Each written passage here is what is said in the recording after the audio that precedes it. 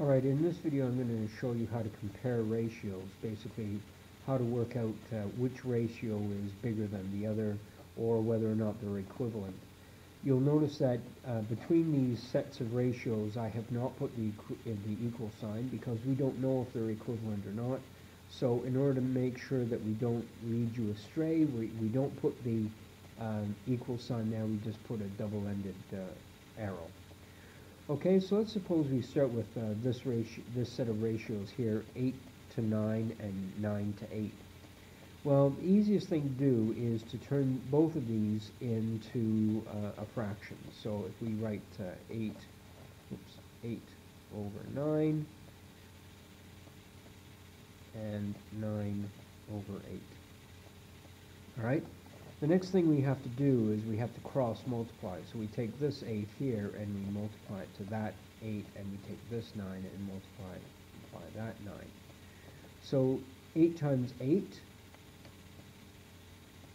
equals 64. 9 times 9 equals 81. All right? That means that since 81 is on this side and 64 is on this side, it means that 8 to 9 is less than 9 to 8. Alright? And that's basically how you do it. So I'll just do a couple more examples here just so that you get the idea. I'll try to remember to change colors so it doesn't get so confusing. So we have 4 over 8 here. And we have 7 over 3 here. Alright, so let's change colors here. Alright, so now we cross multiply. We're going to multiply the 8 and the 7 and the 3 and the 4. Alright, so that means that 3 fours, or 3 times 4, is 12, and 8 times 7 is 56. Okay, so obviously that side is bigger. Again, you need to know your times tables, otherwise you're going to find this really difficult. Alright, so we have, that means that 4 to 8 is less than 7 to 3. Okay, and there's our evidence right there. Alright, so let's do another one. 6 over 9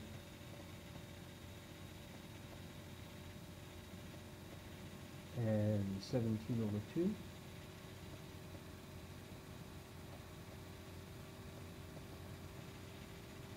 Okay, so we cross multiply,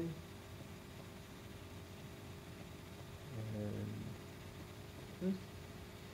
Okay, so 2 times 6 is 12.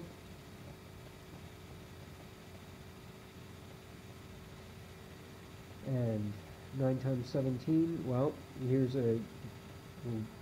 show you how to do a little bit of quick math. I don't know off the top of my head what 9 times 17 is, so I'm going to go 10 times 17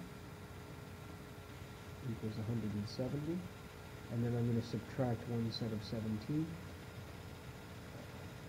Okay, and I get that 6, okay. So it's 3. 153. So obviously this one is greater, so we say that 6 to 9 is less than 17 to 2. Okay? Alright, so what you can do now is, I've written a few others here, I've written 2 more. You can work these out on your own, and then stop the video, work them out, and then restart the video and see how you did. Okay, so stop the video now, work these out, and see if you can work out which one is greater than or equal to the other. Okay?